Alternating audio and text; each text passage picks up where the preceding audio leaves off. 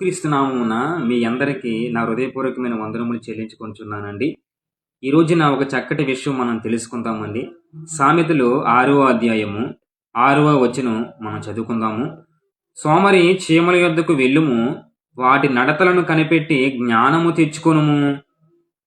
ఈరోజు కుటుంబంలో ఆర్థిక ఇబ్బందులు, అప్పుల బాధలు ఇవన్నీ ఏర్పడుతున్నాయంటే కారణం సోమరి.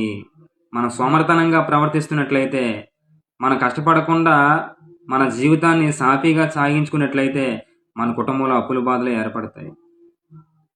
ఎవరో ఒకరు కష్టపడి మిగతా వాళ్ళందరూ కూర్చొని తింటున్నట్లయితే ఆ ఇంట్లో ఆర్థిక ఇబ్బందులే ఏర్పడతాయి.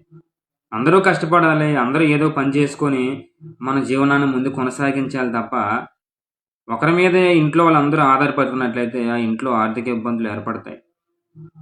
మనమంట సోమరిగా ఉండకూడదంట. చీమలు చూచి జ్ఞానం తెచ్చుకోవాలంట. చీమలు కూడా వాటి ఆహారాన్ని సంపాదించుకుంటాయి తప్ప ఎవరి మీద ఆధారపడవు. మరి వాటిని చూసి మనం జ్ఞానం తెచ్చుకోవాలంట. ఈరోజు ఎవరి మీద మనం ఆధారపడుతున్నాం? ఎవరో నాకేదో పెడతారని, ఎవరో నాకేదో చేస్తారని మనం ఆధారపడుతున్నట్లయితే అది కరెక్ట్ కాదు. మనం కష్టం, మన ఆహారాన్ని మనం సంపాదించుకోవాలి. మన కాళ్ళ మీద మనం బ్రతకాలి. ఎవరి మీద ఆధారపడకుండా జీవించాలి. కనుక